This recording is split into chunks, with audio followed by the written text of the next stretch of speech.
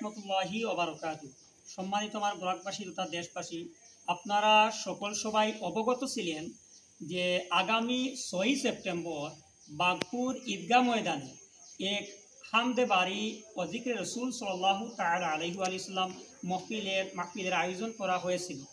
ওই তারিখটি বিশেষ কোনো একটা কারণে আমরা পরিবর্তন করে আগামী 20 সেপ্টেম্বর বাগপুর ঈদগাহ ময়দানে হামদে বাড়ি ও জিকরে রসুল সাল্লাল্লাহু তাআলা আলাইহি ওয়াসাল্লাম মাহফিলের আয়োজন করা হয়েছে।